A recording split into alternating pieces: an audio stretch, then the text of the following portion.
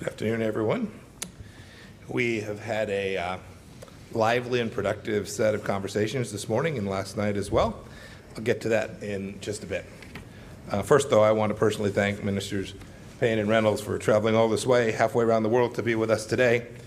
That is a tough trip in ordinary times, and your entire delegation will be quarantining when you get back. Not many partners would do that for us, and so thank you to each of you and your teams for being with us here in person. It was very important that we all be together to have this important conversation.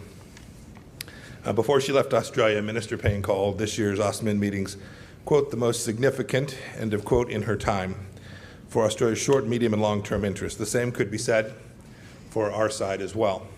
Our two great democracies face immediate crises like the COVID-19 pandemic and longer-term challenges like the Chinese Communist Party's ambitions. We need to deal with each of these challenges simultaneously. We are lucky to count Australia as a close partner throughout all of this. When I was in Sydney last August, I recall naming our relationship as the Unbreakable Alliance. It's even more true today. We started this morning by talking at length about the Chinese Communist Party's malign activity in the Indo-Pacific region and indeed all around the world. The United States commends the Morrison government for standing up for democratic values and the rule of law, despite intense, continued, coercive pressure from the Chinese Communist Party to bow to Beijing's wishes. It is unacceptable for Beijing to use exports or student fees as a cudgel against Australia. We stand with our Australian friends. We also discussed COVID-19 pandemic. The United States commends Australia for publicly condemning China's disinformation campaign and insisting on an independent review into this virus's origin. I also want to applaud your efforts to include Taiwan in the World Health Assembly so that the world might benefit from that vigorous democracy's wisdom in dealing with the outbreak. We look forward to working together on our nation's ongoing economic recovery from this entirely preventable pandemic.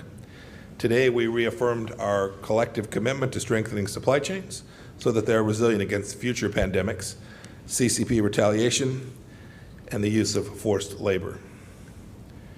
Turning to Hong Kong, our nations have both denounced the CCP's violation of its own treaty promises and the crushing of Hong Kong's people's freedoms. The U.S. applauds Australia's decisive response to suspend its extradition agreement and extend visas for residents of Hong Kong in Australia. We also addressed the CCP's attempts to dominate the technology space. We, in fact, spent a great deal of time on this issue. Australia was ahead of us in awakening to the threat of untrusted vendors like Huawei and ZTE. We look forward to nations becoming clean countries together.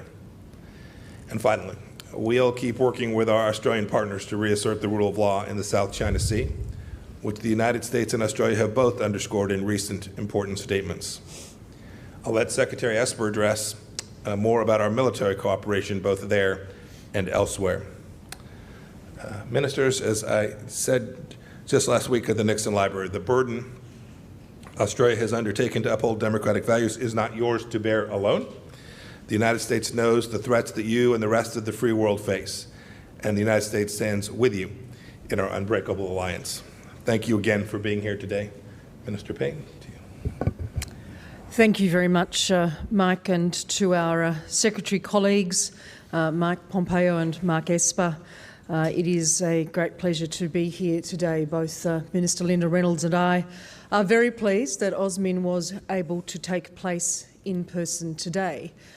We know that we're living in a very constrained set of circumstances, so we particularly appreciate the effort made by the United States to host us here, by the teams who have put together an OSMIN in these constrained circumstances. And I want to thank all of those involved. I want to thank Ambassador Arthur Sinodinos and his team, acknowledge Ambassador A.B. Culverhouse, who's also made the trip from Canberra, and our Secretaries Francis Adamson and Greg Moriarty, and the Chief of the Australian Defence Force, General Angus Campbell.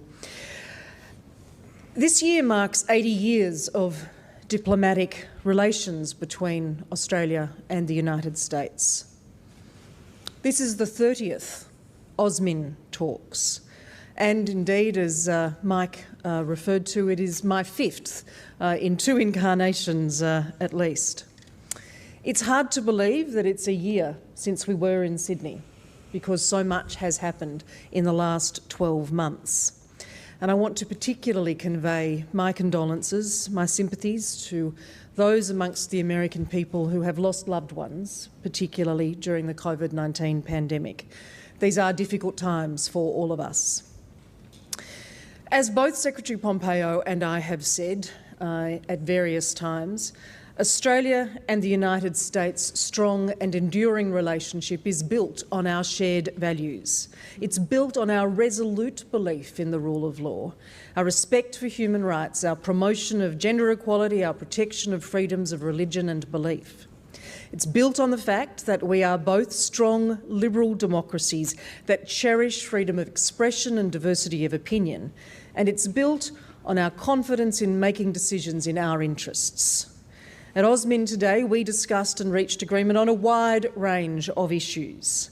We agreed it's essential that the alliance remains well positioned to respond to both the immediate impacts of COVID-19 as well as the longer-term economic and security challenges that have emerged not just in the past 6 months but in recent years.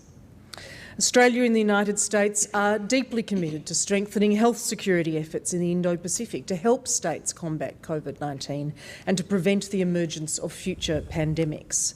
So I'm pleased that as part of our talks today, we have agreed to expand cooperation under our health security partnership to explore opportunities to prevent and respond, to detect and respond to infectious disease threats, including ensuring access to vital vaccines. COVID-19 has without doubt exacerbated the security challenges in our region. Some countries are using the pandemic to undermine liberal democracy. The role of multilateral institutions is more important now than ever in supporting our values and our strategic objectives as the world responds to the health and economic challenges of COVID-19. We're therefore pleased also to be able to announce a new working group between Australia's Department of Foreign Affairs and Trade and the United States Department of State to monitor and respond to harmful disinformation. The rules-based global order is a constant, notwithstanding or perhaps even more so given the impact of the pandemic. We reiterated our commitment to holding states to account when they breach international norms and laws, as we have done and will continue to do so in relation to China's erosion of freedoms in Hong Kong. We also recognise the importance of international leadership and cooperation, which for both of us involves helping other countries through the COVID-19 crisis. We will step up and ensure that we support our mates further afield.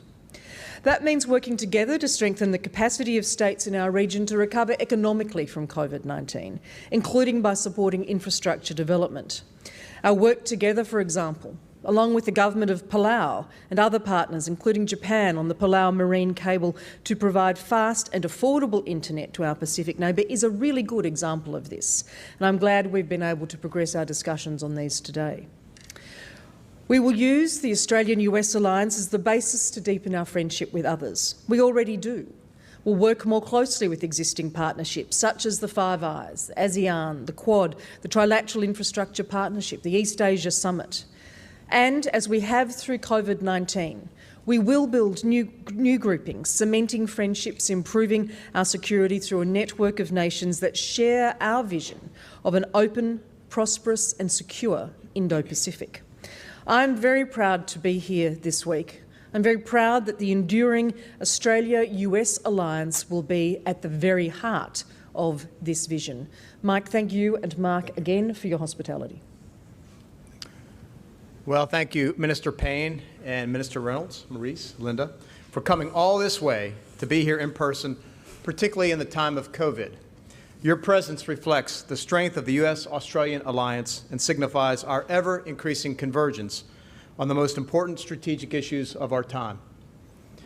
The United States and Australia share a deep and enduring bond, united by common values and forged through decades of shared sacrifice, having fought shoulder to shoulder in every major conflict since World War I. Today, our alliance remains strong and resilient and is vital to stability, to security, and prosperity around the globe, and in the United States priority theater, the Indo-Pacific. Together, we share a common vision for a free and open Indo-Pacific where all nations, big and small, can enjoy the benefits of sovereignty, where free, fair, and reciprocal trade are the norm, where states adhere to international rules and norms, and where international disputes are resolved peacefully. Today, we discussed a range of issues regarding the future of the region, including the impact of the global pandemic, as well as the security situation in the South China Sea specifically, and the Indo-Pacific more generally. We appreciate Australia's significant contributions to COVID-19 response efforts, and we spoke in detail about the Chinese Communist Party's destabilizing activities and the fact that Beijing is increasingly resorting to coercion and intimidation to advance its strategic objectives at the expense of other nations. The United States seeks a constructive, results-oriented relationship with the PRC, but we will stand firm in upholding the international rules-based order, and we applaud Australia for pushing back against the CCP's brazen economic threats and coercive behavior and increasing risk of retaliation. We also discussed the PRC's less conspicuous means of extending its influence through state-sponsored tech dominance, and we commend Australia for its decision to reject Huawei and ZTE in its 5G network, thus protecting the integrity of our intelligence cooperation and the many other aspects of our defense relationship. In this regard, I want to thank Australia for its continued support of the Marine Rotational Force at Darwin. Our significant presence there enables excellent combined training between the U.S. and Australian troops, and this year's rotation is an important example of how we can meet our strategic interests as an alliance while adapting to health concerns posed by the coronavirus. We owe it to our partners to make sure that we deploy responsibly, as I assured Minister Reynolds of our preventative measures.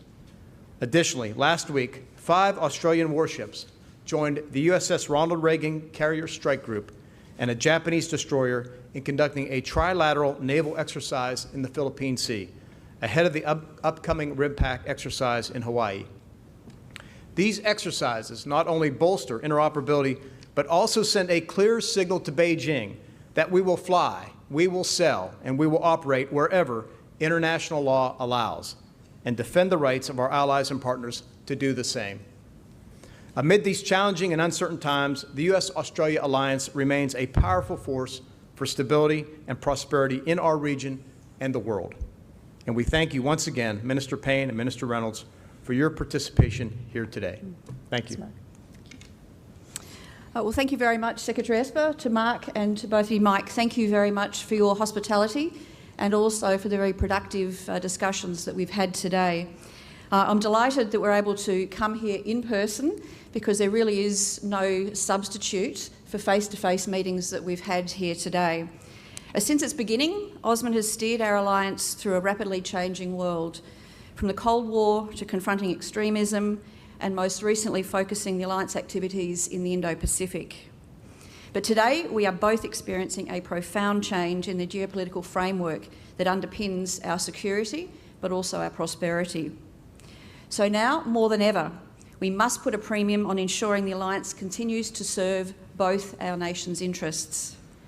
And today we have done just that, focusing to ensure our alliance cooperation is best placed to respond to our shared challenges.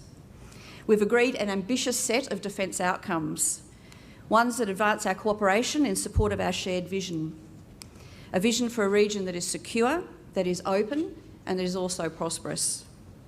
Secretary Esper and I signed a statement of principles on alliance defence cooperation and on force posture priorities in the Indo-Pacific.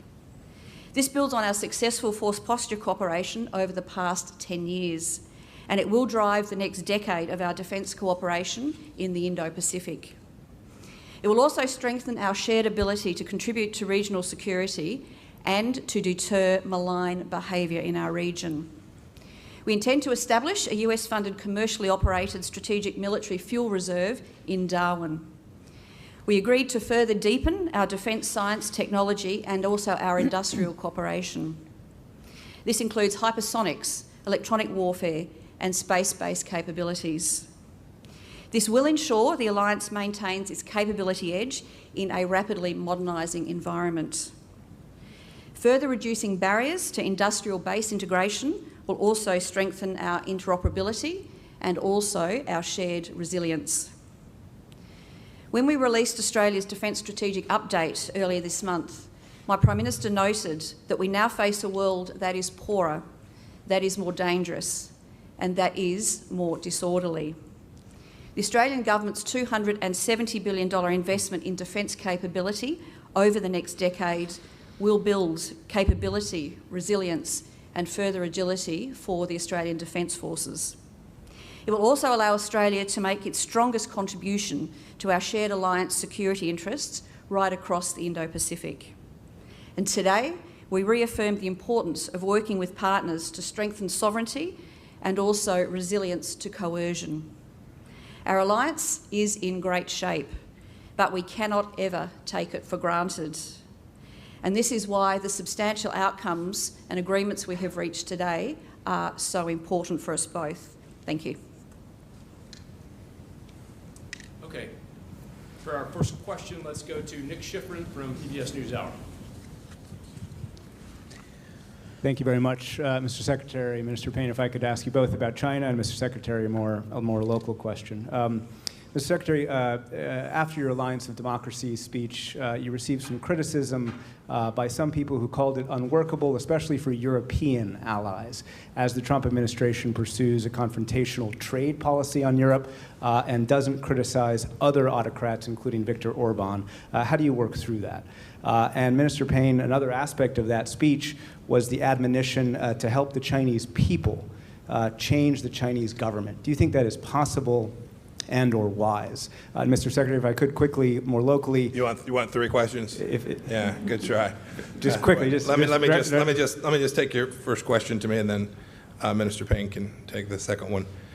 No, it's completely workable. As I said in that same set of remarks, this isn't about picking America versus China. This is about choosing freedom and democracy against tyranny and authoritarian regime.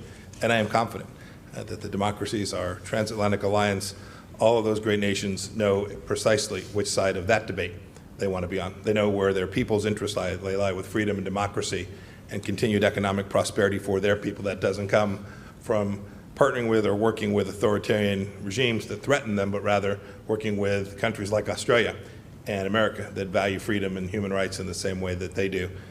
You made a comment about the fact that we've not been consistent on human rights. I have a fundamentally different view of that. We've been intensely focused on making sure that we stand up for the very value set that the United States and Australia alongside of us care so deeply about. I gave a set of remarks in Philadelphia now a couple of weeks back that talked about this and put it in sharp focus and talked about the unalienable rights that matter so much to the world, and we'll defend them everywhere. And I'm confident that our partners all across Europe and, frankly, democratic friends all across the world, whether that's in India or Japan or South Korea, our Australian partners are here today, understand that the challenge of our times is to make sure that those nations that do value freedom and do want economic prosperity based on the rule of law will join together to deliver that for our people. Last thing, you asked the second question here. I'm going to take a swing because you mischaracterized again what I said. Go back and look what I said. We need to make sure we're talking to everyone all across the world. The Chinese, when they come here, they talk to Democrats. Right? They go to Capitol Hill and lobby Democrats on Capitol Hill. American diplomats ought to have that same opportunity so that we can speak to all people that are part of the People's Republic of China. It seems only appropriate that we do that. It seems quite necessary. Indeed, I would think that the government of Beijing would want that. We encourage there to be freedom of speech, openness, the capacity to work with elements inside the United States that don't always agree with the administration. That's how democracies, that's how economic growth takes place. Those kinds of things are the right thing to do.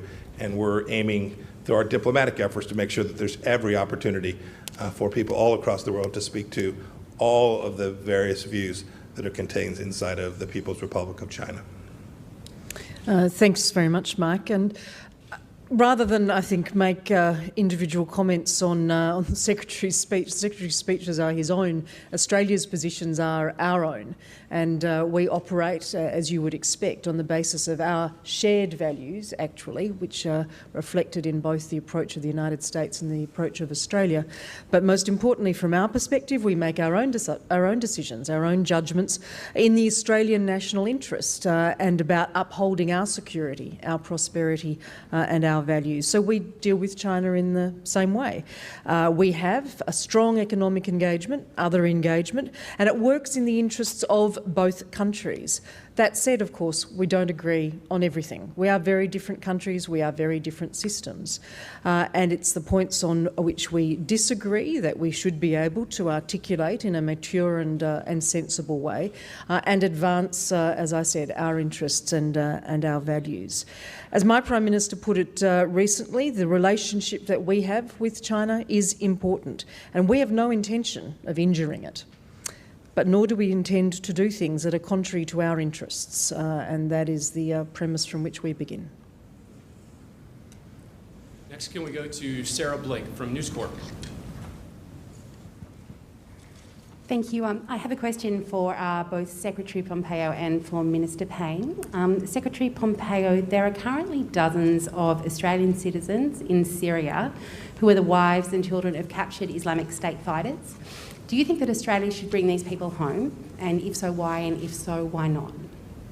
You know what I mean. If you have a question for Minister Payne, go ahead and put that. Minister Payne, did the question of the ISIS wives and children arise in your talks with Secretary Pompeo? And will Australia bring these people home? And if so, why or why not? Maybe I'll let you go first, since it's the same question and they're Australian people about which we speak. Well, we've broadly discussed a number of issues relating to counter-terrorism more broadly, and in relation to Syria, it's important to note that Australia has repatriated some orphans from Syria, but these are very complex challenges, and I don't think that that should be underestimated.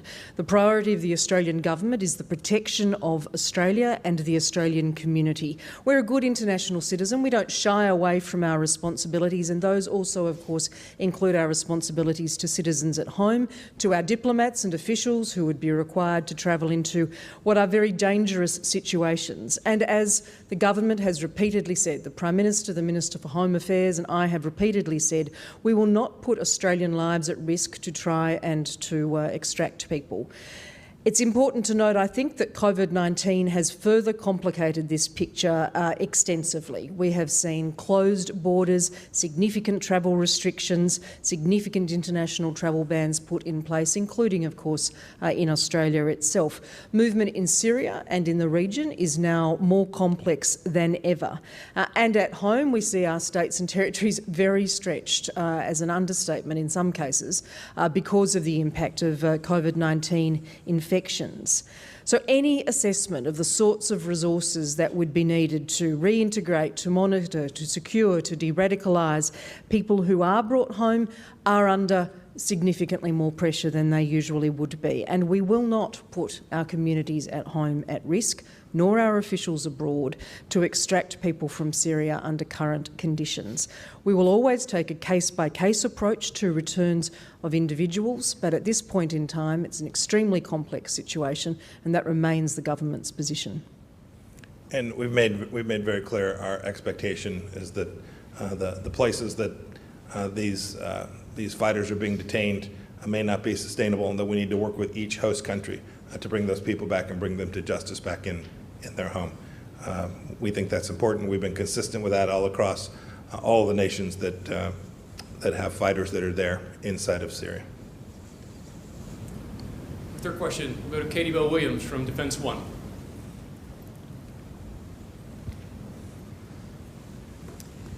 Thank you all for doing this. First, to Secretary Esper, did the U.S. and Australia discuss deploying either additional U.S. troops or intermediate-range missiles on Australian soil, and can you give us any details on the outcome of those conversations? And secondly, can you tell us what are your concerns about military-style uniforms being worn by federal officers conducting civilian law enforcement activities in Portland? And then to Minister Reynolds, During your meetings this week, did the U.S. side press you to conduct freedom of navigation operations closer to the disputed island chains in the South China Sea than Australia has previously been willing? And do you plan on honoring that request? And if so, what has changed Australia's calculation? So I'll go first, and I'll take your first question since it involves our Australian partners who have traveled 22 hours to be here today and face a 14-day quarantine on the back end. Let me just say we had a very wide-ranging discussion about the capabilities that the United States possesses and that the capabilities that Australia possesses and our desire to advance them, whether they are hypersonics or any other type of capability. And I think it's important as we think forward about how do we deter bad behavior in the Indo-Pacific and how we defend the international rules-based order, in this case specifically with regard to China. I would like also to take this moment to commend Australia. They recently announced a bold new defense strategy that is far-reaching, and I think really puts them at the forefront as a really extremely capable partner to the United States and a very capable partner in terms of defending that international rules-based order. And that will involve the full suite of capabilities and strategies we intend to roll out together in the years ahead.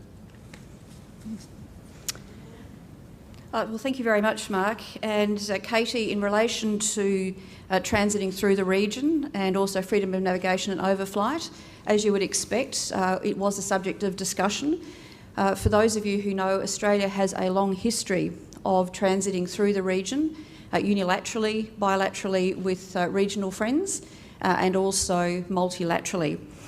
For example, the ADF Joint Task Group recently transited through the South China Sea on its way to RIMPAC, and as the Secretary observed, we did a trilateral transit through the Philippine Sea. Our approach remains consistent, and we will continue to transit through the region in accordance with international law. Okay, last question to Amelia Adams with 9 Network.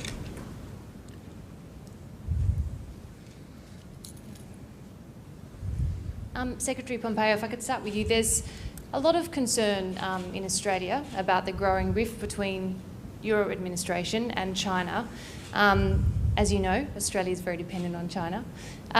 Should Australians be concerned about the long-term consequences of the breakdown in relations between your two countries for our regional security? And perhaps, Minister Payne, if you could talk to the same question after the Secretary. This isn't about a breakdown in relations between the United States and China. This is about unlawful misconduct by the Chinese Communist Party, coercive behavior that, frankly, most Western nations have permitted to go on for far too long. President Trump made very clear, as far back as his campaign, that we were no longer going to permit that to happen. We were going to rebalance the relationship with the objective of getting a much more fair, reciprocal relationship between the United States and China. We've done it on multiple fronts. We've seen it very publicly on trade. We've seen it, the things we've done to make sure that we have a safe and secure infrastructure. The Australians have been fantastic at making sure that Australians' information, their private information, didn't end up in the hands of the Chinese Communist Party. So every nation and its people needs to be aware of the threat that is posed by the Chinese Communist Party to them. And I am confident that the Australian government, just like the American government, will act in ways that preserve their sovereignty and secure freedoms for their own people. Amelia, I think in part I answered the question in response to the question from our first representative this afternoon. But from Australia's perspective, let me reiterate that we make our own decisions. We do that based on our values, many of which are shared values, overwhelmingly, but most importantly in Australia's national interest. We do often hold common positions with the United States because we do share so many of those fundamental values, and we both want the same kind of region. We want it to be secure. We want it to be stable. We want it to be free. We want it to be prosperous. And what this meeting is all about, what AUSMIN is all about, and has been in fact for its 30 iterations, is the alignment of our broad perspectives of Australia and the United States on global and regional issues. That includes our discussions in relation to China. It includes our discussions in relation to COVID-19 response and recovery. We have, I think, a demonstrable track record of making decisions based on our own interests. The number of those have been mentioned today in terms of protecting Australia and Australians in the interests of national security, whether they are around countering foreign interference, whether they are ensuring that our 5G network is protected from high-risk vendors, whether they are about the sorts of initiatives that we've taken more recently around our foreign investment rules. We don't agree on everything, though, and that's part of a respectful relationship. It's part of a relationship that has endured over 100 years of mateship, to recoin that phrase, and will endure, I am absolutely confident, based on our fundamental shared values for centuries into the future. Great. Thanks, everyone.